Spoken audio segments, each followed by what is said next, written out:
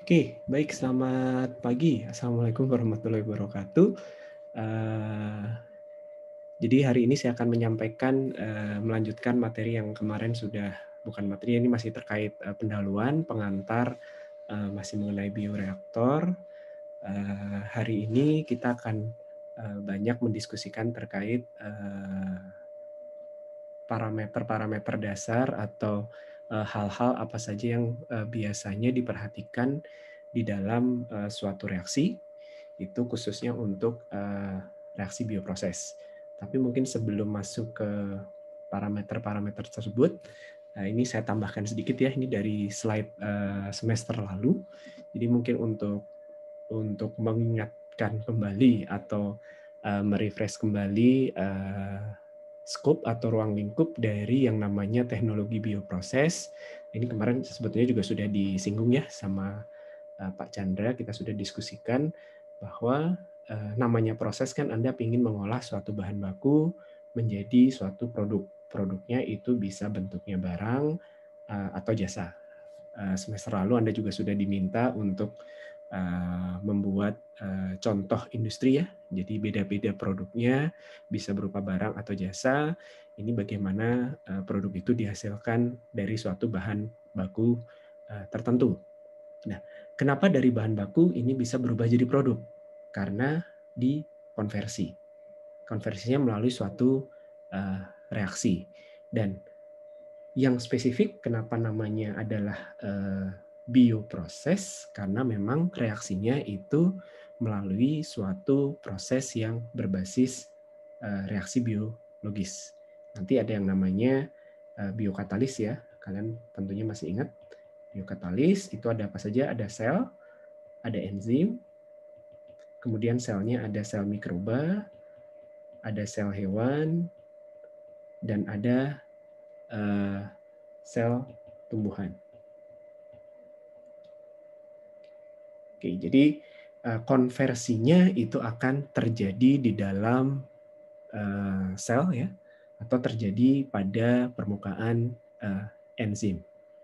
Nah, makanya reaksi ini menjadi bagian utama dari proses konversi bahan baku menjadi si produk tadi.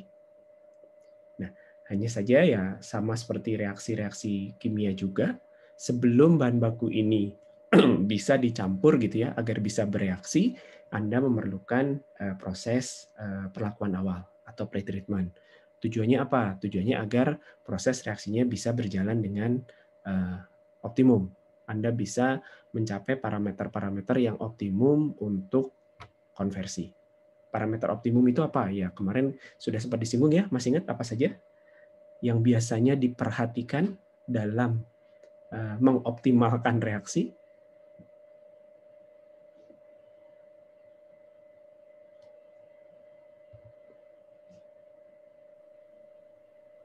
Pas suaranya tidak masuk. Oh, oke, sebentar. Kayaknya koneksi ya, sebentar.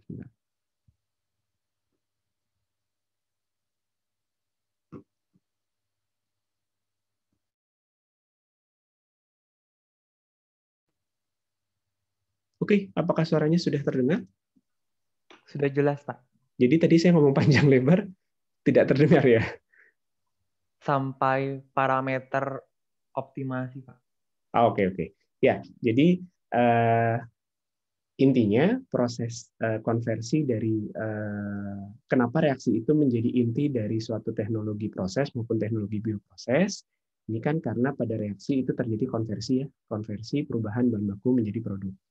Tapi agar reaksi itu bisa visible atau produk yang Anda hasilkan itu bisa visible, salah satu yang perlu Anda perhatikan adalah bahan baku ini memerlukan proses pretreatment.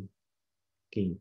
Nah, pretreatment ini merupakan salah satu hal yang biasa dilakukan kalau Anda mau menyelesaikan suatu reaksi. Tapi sebetulnya ketika Anda mau menjalankan suatu reaksi gitu ya, parameter apa sih dari suatu reaksi itu yang biasa Anda optimalkan atau Anda kejar gitu ya untuk menentukan oh ini visible, ini tidak visible. Dari kuliah kemarin masih ingat? Produktivitas, Pak. Ya, umumnya satu adalah produktivitas. Produktivitas itu adalah berapa banyak produk yang bisa Anda dapatkan, ya, berapa jumlah produk yang Anda dapatkan per satuan volume reaksi atau volume reaktor per satuan waktu, ya, jumlah per volume per waktu. Selain produktivitas, yang biasanya juga dilihat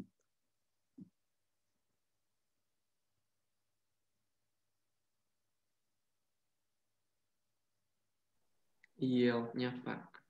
yield. Yield itu adalah perolehan. Nanti kita bahas juga terkait yield, ya. Terus yang juga dilihat juga Selektivitas, Pak. selektivitas. Oke.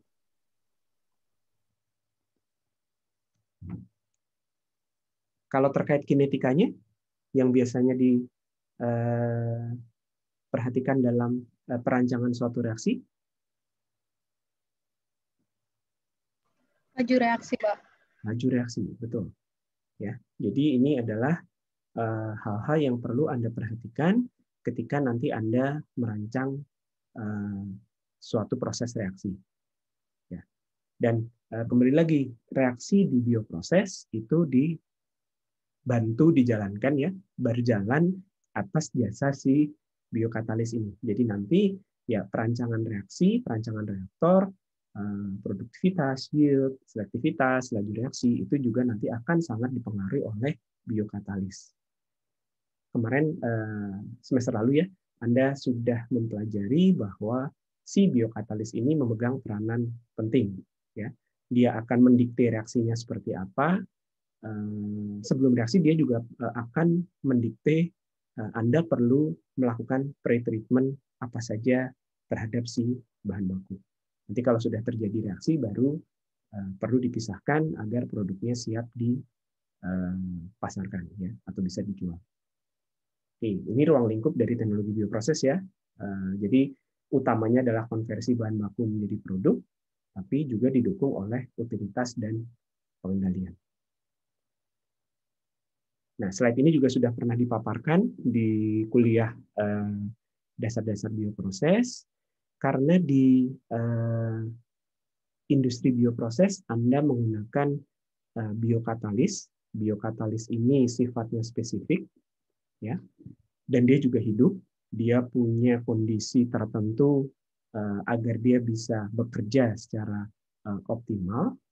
Maka unit-unit proses yang umumnya bisa Anda temukan di suatu industri proses itu adalah seperti ini, yang di kotak sebelah kiri, ya.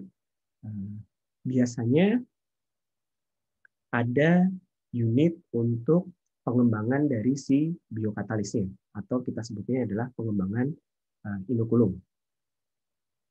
Kemudian ada unit untuk pengembangan si medianya. Ini juga sudah dipelajari semester lalu, ya. Nah, karena sel itu adalah kalau Anda menggunakan sel murni, Anda perlu unit sterilisasi, ya. Sterilisasi ini khususnya, ya, biasanya tidak ditemui di industri non bioproses. Biasanya tidak ada sterilisasinya. Ya. Oke, kemudian baru nanti kalau Anda sudah melakukan pengembangan inokulum, sudah melakukan optimasi medium, Anda baru bisa menjalankan proses produksi utamanya. Oke, pengembangan inokulum, optimasi medium sudah dibahas di kuliah lalu. Di kuliah ini kita akan lebih banyak membahas terkait produksi atau reaksi atau fermentasinya.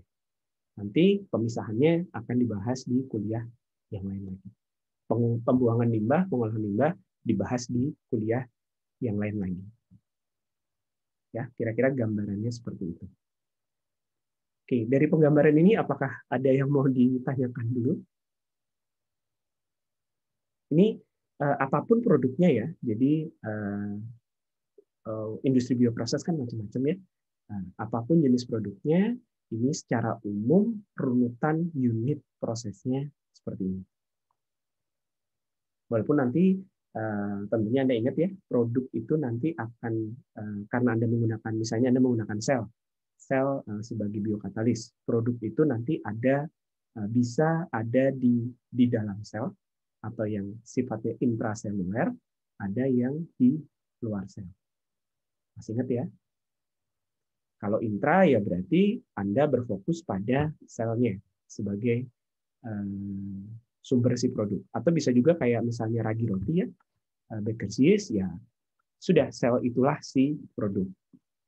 Atau single cell protein ya, sel itulah produknya. Tapi kalau sel Anda mau mengambil enzim misalnya, atau produk metabolit yang lain yang tersimpan di dalam sel, berarti Anda perlu melakukan manipulasi terhadap si sel. Anda pisahkan dulu ya.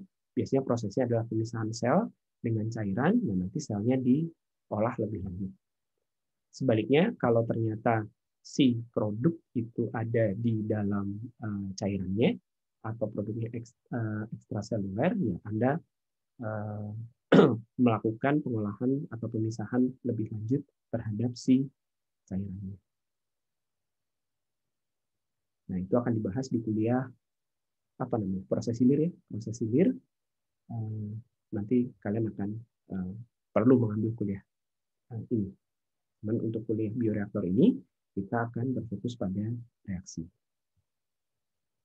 Oke, ada pertanyaan dulu? Tidak ada ya, saya lanjutkan.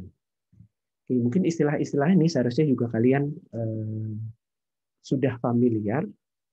Reaktor ya di industri bioproses ini disebutnya adalah fermentor karena prosesnya namanya fermentasi ya, khususnya kalau Anda menggunakan sel mikroba, sel hewan, sel tumbuhan, itu proses reaksinya itu disebut dengan fermentasi. Maka reaktornya disebut dengan fermentor. Atau secara umum ya sebut saja bioreaktor gitu ya. Sebetulnya di kuliah DAS BP kemarin, Anda sudah diberi pengantar terkait bioreaktor. Nah, di kuliah ini, kalau di semester kemarin kan lebih dijelaskan terkait desainnya ya. Desainnya. Nah, sekarang di kuliah ini kita akan lebih berfokus pada perancangannya atau perancangan prosesnya.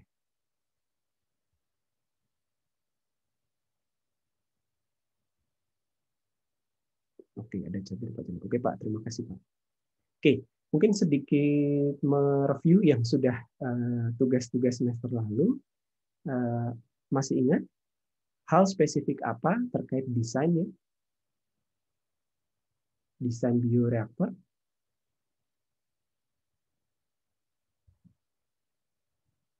Hardware-nya, ada yang masih ingat?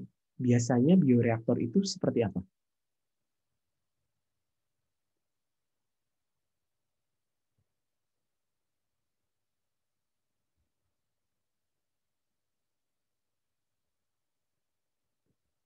Halo, apakah suara saya masih bisa didengar?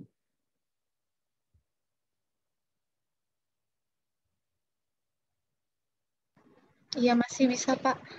Oke, Intan sekalian, masih ingat hal spesifik apa yang Anda ingat dalam desain bioreaktor?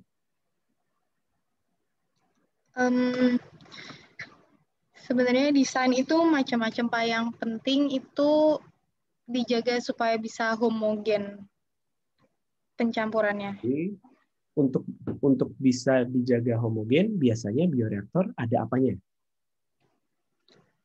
Ada aerasinya.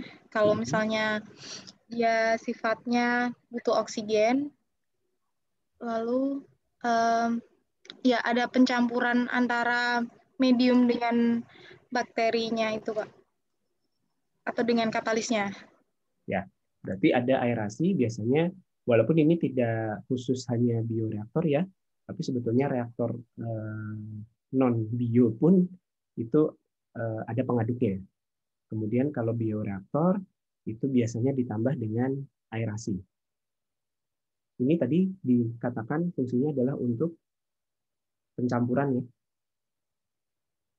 Nah, ini kan Jadi desain dari bioreaktor ini memang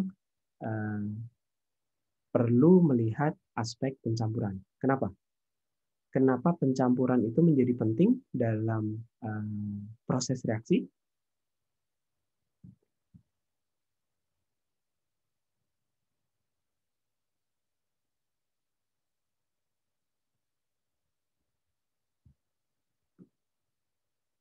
Priscilla, Gila, ada? Ada, Pak. Yuk, jawab. Ini kalau diam saya tunjuk ya. Kenapa pencampuran Ya, penting? kenapa reaktor itu pada umumnya, khususnya bentuknya tangki ya, nanti kita akan lihat bentuk-bentuk reaktor. Kenapa kalau reaktor yang bentuknya tangki, kemudian bioreaktor, itu ada pengaduknya, kemudian ada aerasinya, itu kan tadi kan untuk pencampuran. Kenapa sih pencampuran ini menjadi penting di dalam suatu proses reaksi? Agar semua sel bisa menghasilkan produk yang diinginkan, Pak. Kalau nggak nanti ada sel yang mengendap, terus mulai mati juga. Kalau tidak ada aerasi dan pengadukan, ada sel yang mati. Oke, kalau misalnya selnya butuh oksigen. Tapi kalau terkait pencampuran,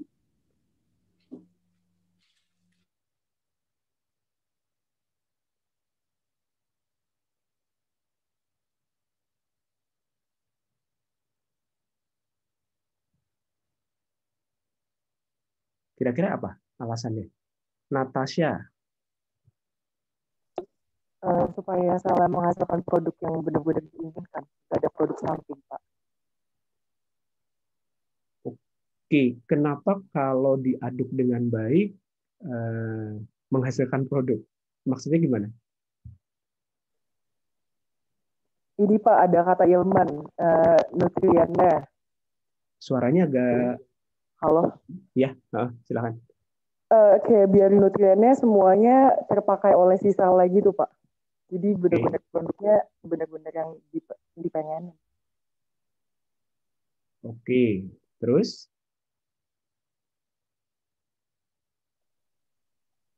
Terus jadi nggak ada produk samping. Ya nggak sih Pak? Oke, Rahadian. Bisa bantu jawab? Ya Pak, kalau pencampuran biasanya supaya perpindahan masanya jadi lebih bagus. Oke, terus kalau perpindahan masanya lebih bagus?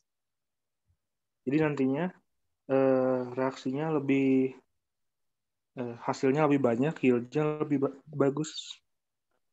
Oke, itu ujungnya ya. Jadi betul, kalau Anda memastikan pencampuran atau kenapa Anda perlu memastikan pencampurannya itu baik, itulah kenapa bioreaktor itu dilengkapi dengan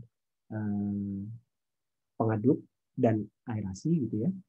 Ini karena untuk meminimalkan hambatan perpindahan massa. Atau Anda membuat agar perpindahan massa itu berlangsung sangat cepat, sehingga memang laju reaksi itu akan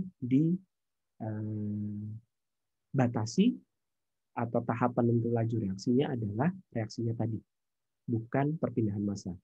Sehingga nanti laju reaksinya akan optimal, sehingga nanti harapannya ya pada rentang waktu yang sudah Anda set, gitu ya, yield-nya optimal. Oke, selain ada pengaduk, biasanya ada apa pada bioreaktor? Jadi ada korelasi ya antara bentuk fisik dengan proses yang terjadi di dalamnya. Selain pengaduk, yang umumnya khas ada pada hardware atau fisiknya reaktor, bioreaktor. Heat exchanger, Pak. Pendinginan atau pemanasan. Bentuknya apa kalau di bioreaktor? Bisa jacket atau ya yang saya tahu jacket gitu. Jaket atau kalau yang di dalam namanya yang muter-muter itu coil ya. Coil. Ya. Jadi reaktor itu biasanya dilengkapi dengan jaket atau coil. Jaket biasanya untuk pendinginan, coil biasanya untuk pemanasan. Ini hubungannya ke temperatur. Karena fermentasi, Anda menggunakan sel, sel ini punya rentang temperatur optimum ya, masih ingat ya, untuk tumbuh, untuk menghasilkan produk, sehingga Anda memerlukan alat untuk menjaga agar temperaturnya optimum pada rentang temperatur yang Anda inginkan. Selain itu,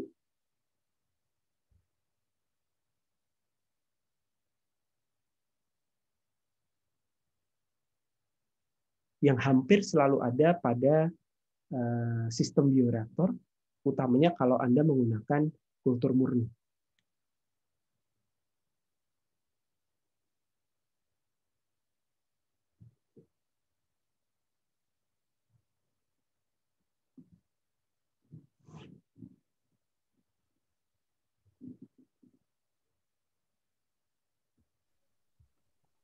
Tadi siapa? Rahadian. Dewi. Iya Pak. Mungkin harus ada kontrol temperatur, kemudian pH sama DO. Sama apa? DO. Gimana artinya? Aduh, suaranya kecil sekali. Halo? Ya. Ya, kontrol temperatur, kemudian pH sama DO. Oke, ya. Terutama pH ya. pH kalau pH dan DO ini juga umum ada di bioreaktor. Tujuannya adalah sama seperti temperatur ya. Anda ingin menjaga agar si biokatalisnya ini bisa bekerja secara optimal. Oke, itu yang umum ada di bioreaktor. Sebetulnya masih ada lagi ya, ada valve pengatur untuk sterilisasi dan lain sebagainya. Itu tolong jangan dilupakan. Nah, di fermentor ini, fermentor merupakan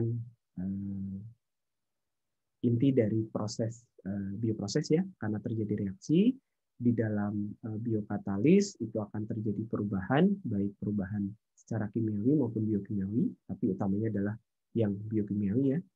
Nah, di dalam di dalam reaktor atau pada proses reaksi, karakteristik dari reaksi bioproses yang akan sangat ditentukan oleh biokatalis yang Anda pilih, ini nanti akan sangat menentukan apakah proses itu layak untuk dijalankan, apakah reaksinya layak untuk dijalankan, dan apakah industrinya itu layak untuk dikembangkan. Nah, karakteristiknya apa saja? Kemarin sudah sempat disinggung oleh Pak Chandra ya, ada laju reaksi, ada yield, ada produktivitas, kemudian ada kondisi operasi, dan lain sebagainya. Nah, ini yang perlu Anda perhatikan ketika nanti Anda meninjau suatu reaksi bioproses. Tadi sudah disebutkan, ada katalisnya. Nah, definisi katalis, Anda tentunya masih ingat ya, katalis itu adalah komponen atau zat yang bisa mempercepat suatu reaksi, tapi dia tidak mengalami perubahan permanen ya. Di akhir dia akan terbentuk kembali atau tidak mengalami perubahan secara permanen walaupun dalam batas-batas tertentu, dan tidak akan mengubah kesetimbangan reaksi. Itu definisi dari katalis. Oke, bentuknya ya kalau di reaksi bioproses ada sel, ada enzim. Dan nanti dalam perancangan Anda perlu melihat ukuran kinerja katalis itu biasanya dalam parameter laju, yield maupun produktivitas. Utamanya ini yang Anda lihat. Bukan konversi ya. Misalnya Anda bukan menginginkan konversi harus 100%. Nah, ini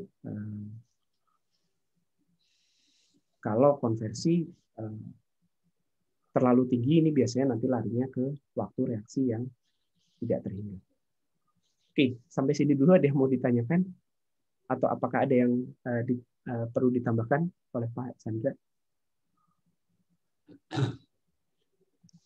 Ya, saya rasa ya yang nanti yang kita akan belajar ya, jadi tadi sudah disampaikan, jadi fermentor bioreaktor sebetulnya macam-macam, tapi kita akan memfokuskan pada saat ini adalah yang berbentuk tangki berpengaduk ya. Jadi itu yang akan kita pelajari cukup banyak karena memang itu yang paling sederhana dan yang paling mudah untuk didekati oleh yang bentuk ideal atau pola aliran ideal yang disebut sebagai RTIK ya, kalau dalam kuliahnya di teknik kimia itu, atau CSTR ya, berpengaruh sempurna. Saya rasa mungkin itu aja penekanan saya. Ya, RTIK, CSTR ya. Jadi ada mungkin sedikit saja kita bahas yang PFR juga ya, RAS dan atau PFR ya dalam bahasa Inggrisnya, plug flow reactor. Ini nanti akan disinggung ketika kita membahas reaktor untuk katalis yang terimobilisasi. Ini biasanya bentuk yang digunakan adalah bentuk PFR atau RAS. Ya, kan itu aja dari saya. Baik, Pak. Terima kasih, Pak. Oke, nah kemudian karena katalis di reaksi bioproses itu adalah sel, Anda masih ingat ya, sel itu bisa tumbuh, sehingga di dalam reaksi bioproses ini biasanya sifatnya adalah autokatalisis. Autokatalisis artinya apa? Karena katalisnya adalah sel, selnya tumbuh, kemudian tumbuh artinya selnya bertambah banyak gitu ya. Nah, karena selnya bertambah banyak, maka secara umum laju reaksi itu akan semakin tinggi karena katalisnya nambah. Nah, batasannya kapan? Batasannya kira-kira tahu kapan? Jadi secara umum di dalam reaksi bioproses itu laju akan naik, kemudian dia akan mencapai titik optimum, kemudian nanti dia akan turun lagi. Kenapa seperti itu? Ada yang kira-kira ada yang bisa menjelaskan?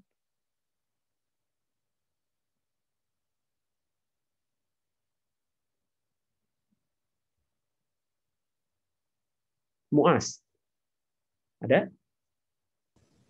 Iya Pak, jadi mungkin itu kalau mengacu di diagram pertumbuhannya, dia masuk ke fase udah di fase stasioner atau bahkan udah di fase kematiannya. Ya, itu dipengaruhi atau didikte oleh umurnya Pak. Umurnya itu kenapa bisa dia bisa masuk fase logaritmik, kemudian nanti bisa masuk fase stasioner, kemudian bisa masuk fase kematian. Dipengaruhi oleh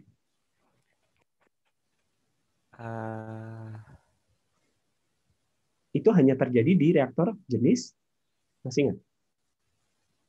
Fase pertumbuhan? Batch. Nah, kenapa hanya terjadi di reaktor jenis batch?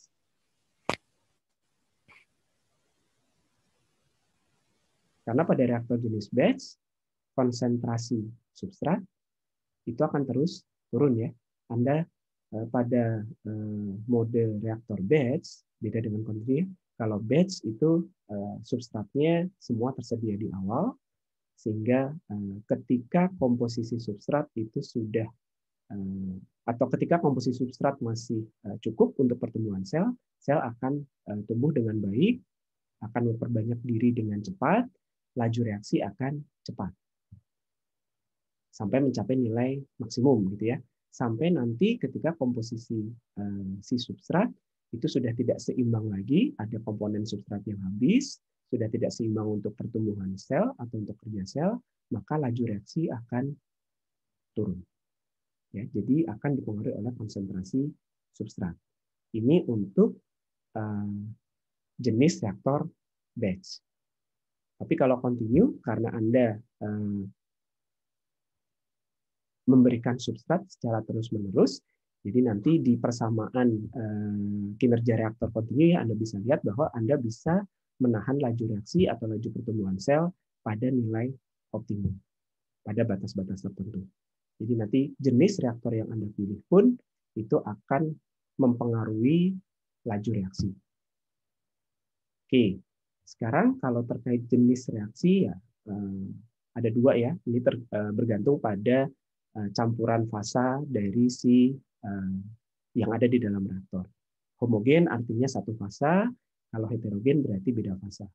Kalau reaktor tangki, nah ini atau CSTR, RTIK gitu ya, atau reaktor tangki untuk batch. Ini umumnya Anda bisa mengasumsikan bahwa di dalam reaktor itu kondisinya homogen. Ya, walaupun sel itu padatan, kemudian medium itu cairan, tapi karena dia teraduk dengan baik, Anda bisa menghomogenkan si substrat dengan si katalis, bisa sel, bisa enzim, maka Anda bisa menggunakan reaktor jenis tangki. Bisa dioperasikan secara batch, bisa dioperasikan secara kontinu. Tapi bagaimana dengan kalau fermentasinya atau reaksinya itu berjalan dengan heterogen? Artinya ada dua fasa yang memang tidak bisa terhomogenkan. Misalnya tadi ya, selnya Anda imobilisasi atau enzimnya Anda imobilisasi. Berarti ketika dia imobilisasi, dia akan menjadi padatan yang ukurannya jauh lebih besar ya, jauh lebih besar. Kemudian sementara udara Anda suplai dalam bentuk gas, medium Anda suplai dalam bentuk cairan gitu ya. Gas dan cairan mungkin bisa dihomogenkan ya, didispersikan, kemudian dikontakkan dengan sel atau enzim yang terimobilisasi. Nah, untuk jenis ini Anda perlu memilih bentuk reaktor yang lain. Anda menggunakan reaktor tipe pipa. Atau mungkin dari tugas semester lalu Anda ingat, Anda yang pernah dapat ya reaktor yang tipenya bubble column. Ini walaupun pendekatannya juga reaktor pipa, tapi di situ Anda ingat, ini Anda mengkontakkan gas dengan cairan yang tidak bisa didispersikan secara homogen. Jadi nanti fasa reaksi atau jenis reaksi ini juga akan mempengaruhi bentuk maupun operasi dari si reaktor. Oke.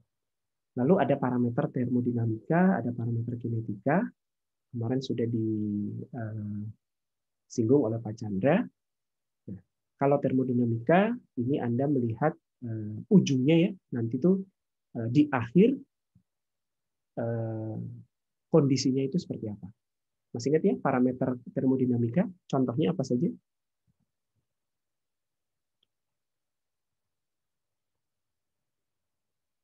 Delta G, delta H, yield. Ya, delta G, delta H, yield.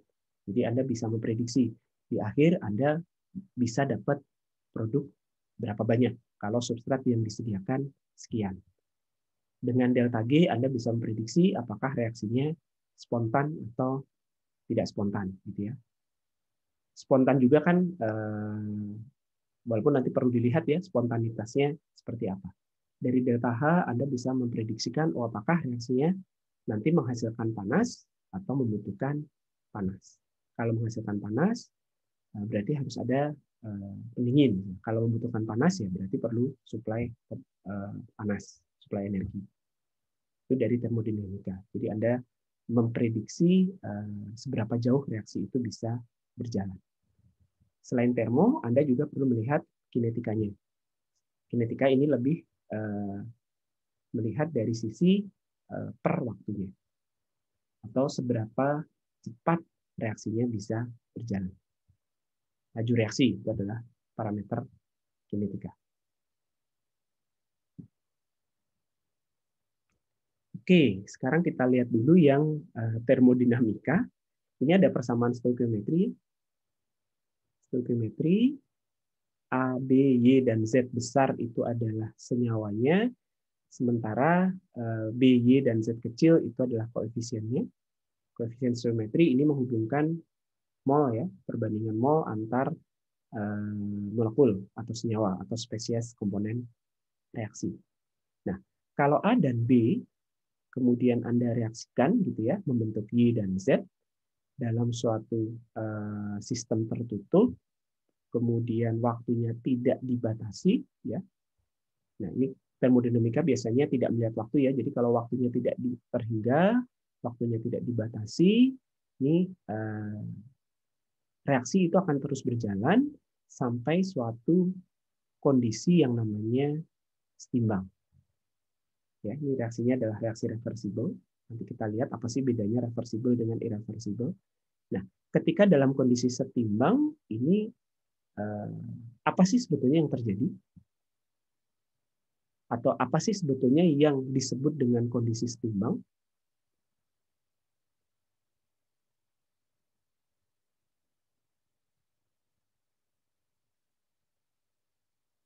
Dengan bahasa yang sederhana, ada yang bisa menyebutkan definisi kondisi setimbang itu apa? Jumlah reaktan sama produknya sudah sama mungkin Pak? Sama? Apakah harus sama jumlah reaktan dan jumlah produk? Nggak berkurang dong kalau produknya sama. Enggak, laju pembentukan produk dan laju pembentukan reaktannya sudah sama. Sudah Jadi sama. secara dari kejauhan itu enggak terlihat adanya perubahan konsentrasi. Ya, betul. Atau dengan kata lain, dengan bahasa yang lebih sederhana, pada kondisi setimbang, perbandingan jumlah produk dan reaktan itu sudah tertentu. Bukan sama ya. Jadi jumlah produk dan jumlah sisa reaktan itu sudah tertentu. Atau kondisi campuran itu sudah tertentu. Pada kondisi setimbang. Sudah tidak ada perubahan lagi. Sudah tidak ada atau istilahnya adalah sudah tidak ada driving force lagi untuk reaksinya berjalan. Atau yang di sini dituliskan reaksi ini sudah maksimal gitu ya, sudah mencapai batas kapasitas perubahan. Sehingga nanti ada yang namanya konstanta kesetimbangan. Ya, dinyatakan pada saat kesetimbangan karena jumlah baik produk maupun sisa reaktan jumlah ini dalam konsentrasi ya sudah tertentu, maka Anda bisa menyatakan perbandingan antara konsentrasi dari si produk dibandingkan konsentrasi dari reaktan atau substrat. Itu yang disebut dengan konstanta kesetimbangan. Ini mestinya sudah pernah dapat di kuliah TRK 1 ya. Definisi konstanta kesetimbangan, bagaimana cara menghitung konstanta kesetimbangan.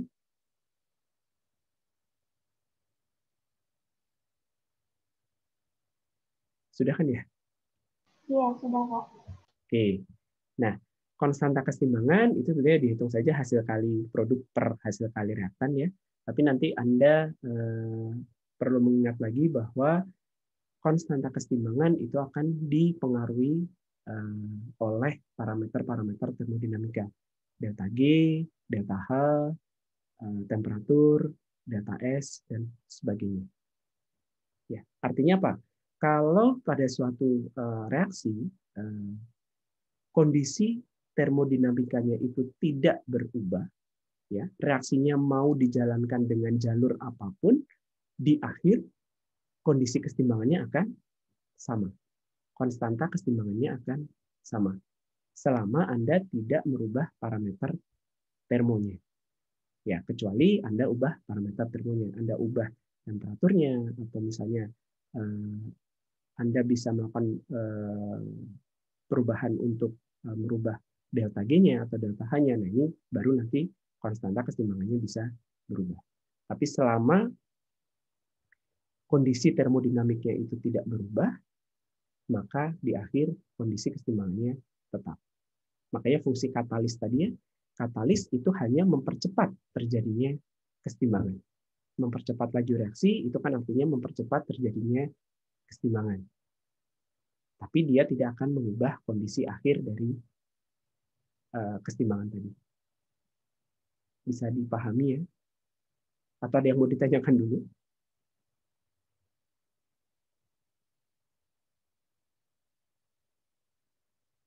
Oke, reaksi ada yang reversible, ada yang irreversible. Kalau reversible tadi ya, dia akan tercapai kesetimbangan, laju ke kanan, laju pembentukan produk. dengan laju ke kiri itu akan sama. Sementara kalau irreversible, ini biasanya terjadi pada reaksi yang sangat-sangat spontan. Sebetulnya terjadi kesetimbangan, tapi K-nya sangat-sangat tinggi, sehingga sisa produk itu sudah tidak terlihat lagi. Sehingga kesetimbangan sangat bergeser ke arah kanan, ke arah produk. Kemudian reaksi akan berhenti ketika salah satu reaktan itu habis atau mendekati 0. Ya, itu beda reversible dengan irreversible. Nah, karena kita sedang mempelajari reaksi bioproses, di mana reaksi itu terjadi atas bantuan biokatalis, ya, atas bantuan sel. Nah, kenapa sel itu bisa melakukan proses katalisis? Karena dia bisa melakukan metabolisme. Nah, sebetulnya bagaimana dengan metabolisme sel? Kan tadi kita ngomongnya kesetimbangan tertutup, ya, kondisinya tertutup, kemudian tidak ada perubahan parameter termodinamika. Nah, sebetulnya metabolisme sel ini sistemnya kan terbuka, ya. Ada pertukaran panas, ada pertukaran massa dan segala macam, prosesnya dinamik, selnya bisa punya enzim macam-macam, kemudian rantai metabolisme juga macam-macam, gitu ya. Runutan reaksinya juga beda-beda. Jadi sebetulnya metabolisme ini prosesnya sangat dinamik, sistemnya terbuka, namun nanti kita akan lihat bahwa dalam batas-batas tertentu, dengan asumsi-asumsi tertentu dan kondisi-kondisi tertentu, kita tetap bisa menggunakan pendekatan termodinamika. Ya, jadi kalau di awal termodinamika ini bisa fungsinya adalah untuk memprediksi yield reaksinya berapa, kemudian panas reaksinya seperti apa, kespontanan reaksinya seperti apa, gitu ya. Nah, jadi di metabolisme sel atau di reaksi yang dikatalisis oleh sel maupun enzim, ya, terutama sel, pendekatan termo tetap bisa kita gunakan.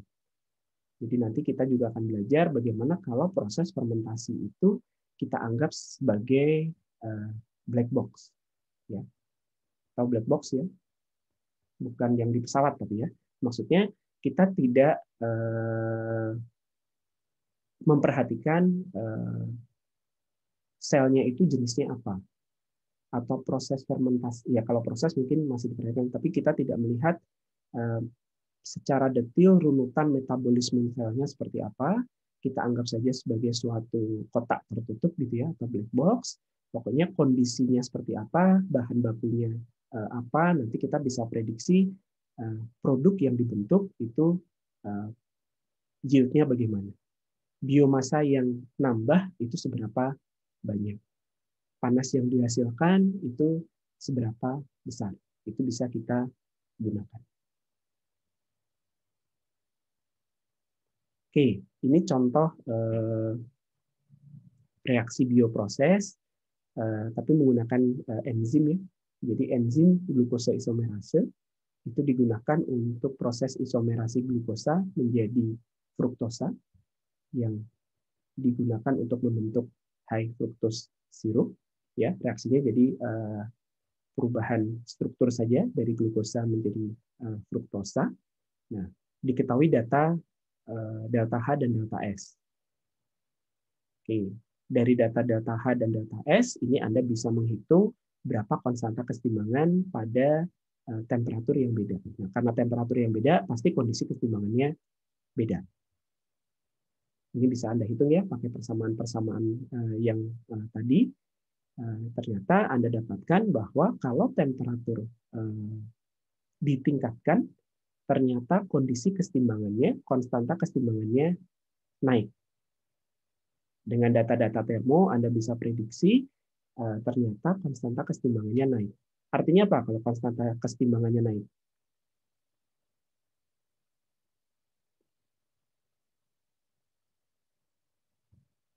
Kalau K naik, artinya tadi definisinya apa? Perbandingan antara konsentrasi produk dibandingkan konsentrasi reaktan. Artinya kalau konsentrasi konstanta kesetimbangannya naik, berarti di akhir Anda akan dapatkan konsentrasi produknya lebih banyak, Pak, dari yang betul. Ya, jadi pada temperatur 75, kalau hanya melihat parameter termodinamika ya, pada temperatur 75 derajat, Anda akan dapatkan produk yang lebih banyak dibandingkan pada 50 derajat. Nah, pertanyaan kedua, tapi di sini kalau Anda ingin menggunakan enzim tadi ya, glukosa isomerase untuk menghasilkan fruktose, nah, tapi Anda disuruh milih. Kalau melihat kondisi termo, kalau Anda disuruh milih antara 50 dengan 75, Anda pasti pilih 75, kan ya? Karena K-nya lebih besar. Artinya produknya lebih banyak. Tapi, nah ini yang khas dari reaksi bioproses ya, karena Anda menggunakan katalis yang organik, enzim organik, atau kalau misalnya juga Anda menggunakan sel yang punya kondisi pertumbuhan tertentu, ini pertimbangan termo tidak bisa dijadikan satu-satunya pertimbangan. Beda dengan katalis anorganik ya, yang biasanya kalau temperaturnya dinaikkan, tekanan dinaikkan, itu pasti akan menghasilkan produk yang lebih banyak. Laju reaksinya akan semakin cepat. Tapi di sini karena Anda menggunakan enzim itu protein, nah Anda perlu melihat ada efeknya nggak kalau temperaturnya dinaikkan sampai 75. Karena tadi hanya melihat termonya saja ya, di awal dan akhir. Jadi ya, termo itu hanya melihat kondisi awal dan akhir, Anda bisa dapat produk lebih banyak. Diramalkan ya, diprediksi Anda bisa dapat produk lebih banyak. Tapi karena Anda pakai enzim, Anda perlu lihat enzim ini optimalnya di berapa. Jadi tetap Anda perlu melihat secara kinetika atau secara kondisi operasi, itu Anda perlu pertimbangkan. Bisa jadi pada temperatur 75, enzimnya justru terdenaturasi. Kalau terdenaturasi ya berarti nanti dia tidak bisa menjalankan reaksi dengan baik. Oke, sampai sini ada pertanyaan dari Pak Chandra. Apakah ada tambahan, Pak?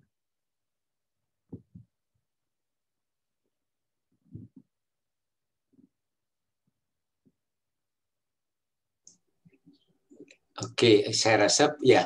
Jadi ini kan bicara tentang kembali lagi kan termodinamik itu berkaitan dengan ya termodinamik itu sangat diperlukan ya untuk mengetahui satu adalah sejauh mana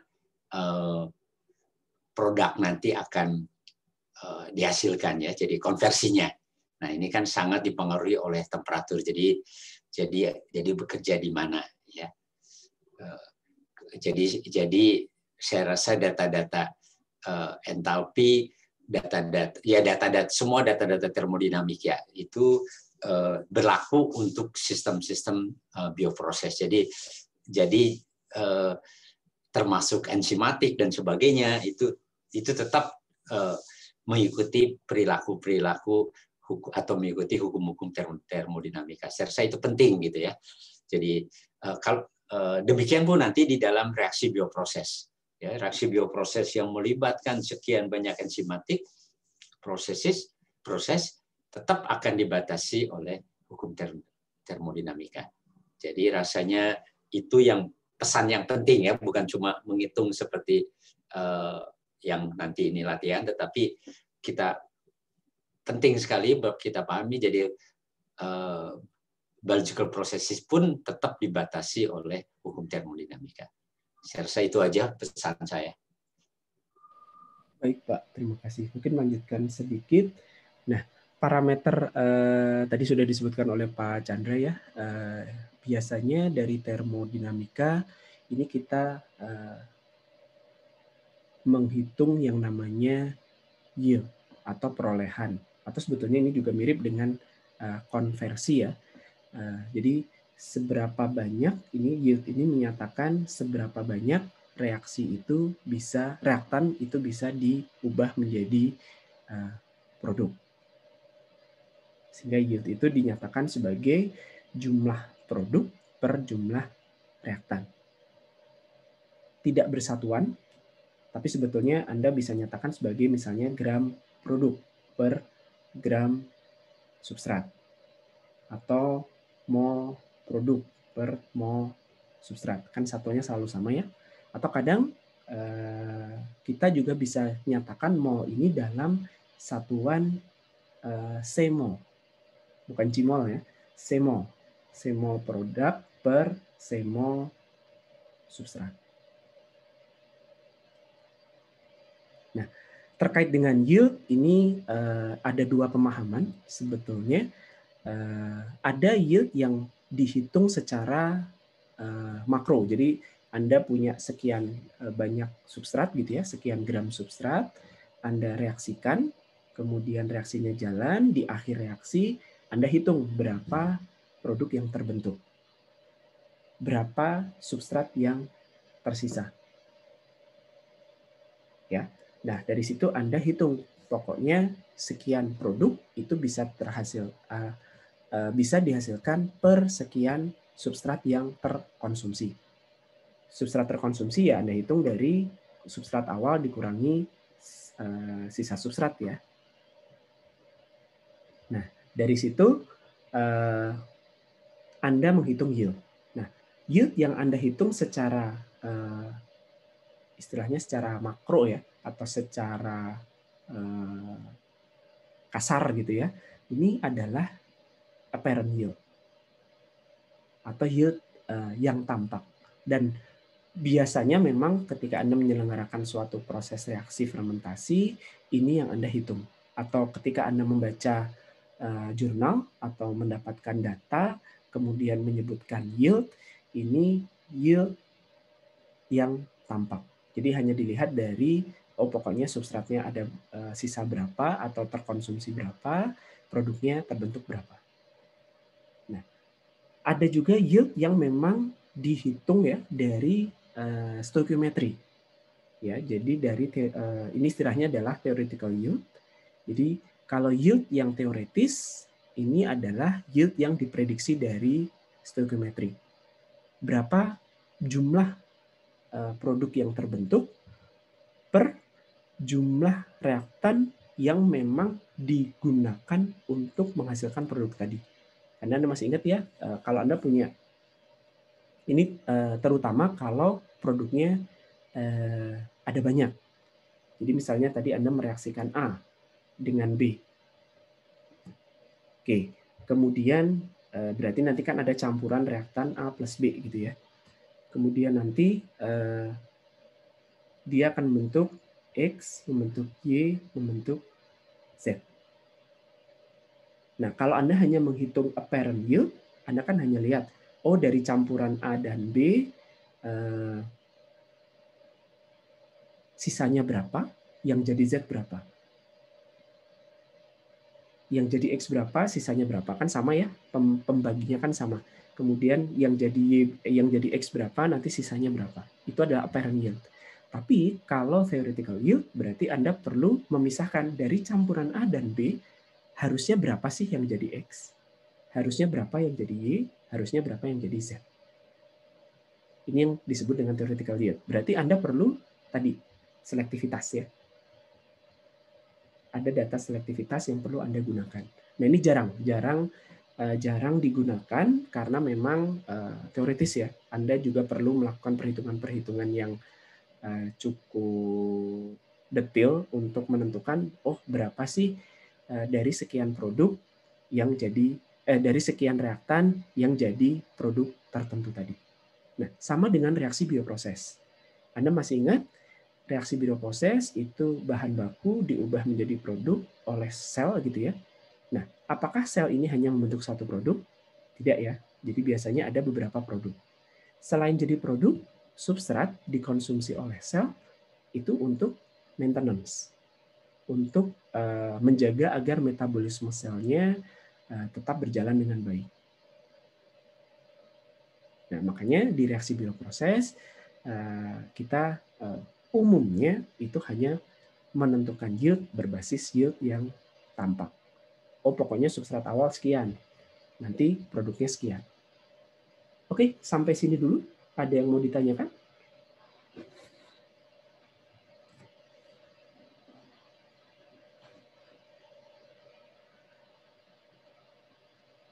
Tidak ada? Baik, kalau tidak ada berarti ini kuliah hari ini kan hanya 1 jam ya. Kuliah hari ini saya cukupkan sekian, nanti kita akan lanjutkan di pertemuan hari Selasa. Terima kasih, selamat pagi, Assalamualaikum warahmatullahi wabarakatuh.